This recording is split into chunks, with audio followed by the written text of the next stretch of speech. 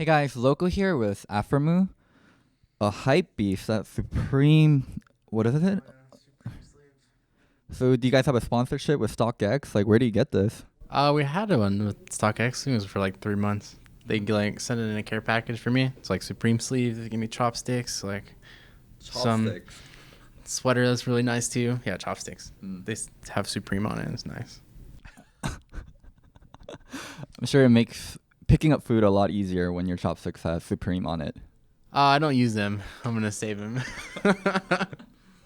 Okay, fun time's over. I have to ask about what's going on with 100 Thieves. You guys had a extremely hype roster and a lot of pressure and criticism on you and Prolly because you guys are the vocal members carrying over from last year. And also, Huhi, a great friend of yours that joined the team. I'm sure you've had some influence. I'm sure management also approved it. But yeah, a lot of criticism coming you guys' way.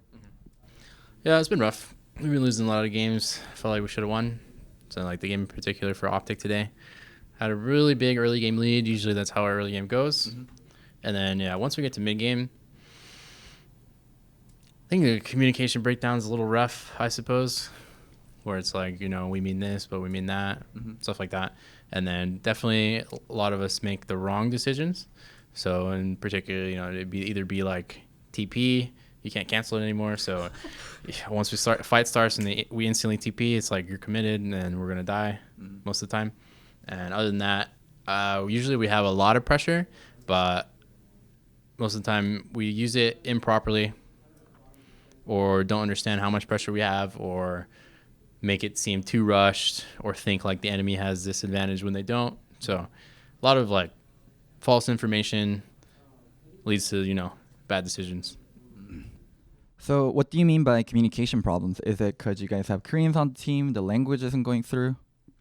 Not the language. I'm pretty sure everyone definitely understands English fully. I think it's more so like committing to a play and like a decision we make. That's like mainly the main thing. So it's usually like, there's other options here and there, but just committing directly on one call and then, having another side endure.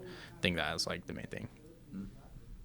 So when I look at the team, there's actually not a lot of big personalities or a lot of egotistical players. And you've been a great leader and a great shot caller in the past, winning multiple championships with CLG. So I kind of have to ask you, if you have such a great shot caller like yourself on the team, can't you just get everyone in line and get them to listen to you? It was like that in the past, but I don't really think like moving forward as a team, like, one person should do everything. So everyone should be able to, learn the knowledge needed, to be able to make the correct decision. So our team's more so going in that direction where, we're trying to learn and then have, certain people have responsibilities for like early game, it's like mainly the jungler focuses on that, what side he wants to go on, stuff like that.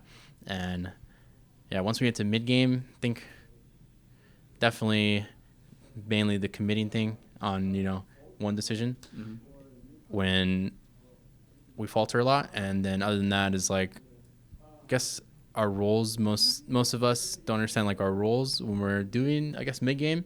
Like if we're supposed to play safe here or we're going super aggressive here, how to use our pressure, mainly that. So what's the mood within the team like with all the losses? Has it been really down? Are people blaming each other? No one's blaming each other, but I think it's important to give stress, for player to player, where it's like we need to focus on this or we need to do this better, play the situation a little differently. Not too much blame, and it does suck. The mood is definitely, down, but it's not like depressing or anything like that. I just think we really want to win, so it's obviously going to be sad. I mean, who likes losing, right? It's crazy in LCS, like you spend your whole week prepping for these 2 days, and what happens in these 2 days basically determines your livelihood for next week. You can either feel like pretty much garbage every day leading up to it if you lost, or feel great when you win. So as like a veteran, like how are you dealing with it? Like so much losses for a team that's been expected to place really top. Yeah, it sucks. I mean, that's just it. It just sucks. But with every loss, learning a lot, definitely trying to, put it forward to the next game, play even better. Results aren't really showing when we put in, this much hard work. somebody's got to win, somebody's got to lose. Yeah. And all you can do is just put your head down and keep grinding. So that's what we're going to do. We'll play TL tomorrow. So hopefully it goes a lot better. So you're someone with a lot of personal fans, and Bang's also someone with a lot of personal fans. When you guys got together, a lot of people were talking about Bang Aphro versus DoubleCoreJJ due to, I mean, obviously you and Double laning together, and now you guys both have world championship players at your side. Has that played into your mental at all, or does the Double-Lift relationship still even matter now? It's been, what, 2 years, 3 years? 3 years? I don't remember. What year is it? 2018? Yeah, 2015. I think it's 3 years. Yeah. No, playing against them is fun. They're the other best bottom lane in the league right now. And laning against them, they definitely, min-max everything. Try to, I almost said fuck, but I just said it anyway. So they try to fuck you as hard as possible in lane. So that's really fun to play against. And Bang is definitely the type of guy who doesn't shy away from doing the same thing. So going head-to-head against them is definitely going to be a strong point going into the next match. And I think we can handle it. Our last matchup, we played Victor Braum versus Zaire Rakan. Could have solo killed if we were on the same page, but we died. So that was a BG. And then after that, we just kept dying over and over because they dove us and stuff like that. But hopefully we get a better matchup going into tomorrow's match. And then I think for TL as a team, they definitely play the best as a team. They got, Smithy, Jensen, Impact. Those guys are all top tier players in their role. So once they get to like mid game, late game, they definitely have it down pat. So it's going to be like on us to play, even better as a team. We talked about a lot of negative things. Could you give us some things 100 Thieves fans can be hopeful for into the later part of the spring? Well, early game's been a lot better. It's mainly on Anda. Definitely been giving him the responsibility of running the early game, making sure how to use our pressure properly to get snowballs. So early game, not too bad. It's going pretty well. And after that, once we, I think our objective control is getting a little bit better. Gave up 2 dragons. That was because we were dead, I think. And then the first mountain was like we got Herald or something like that. But definitely a lot better objective control for sure. And laning phase definitely stepped up a lot.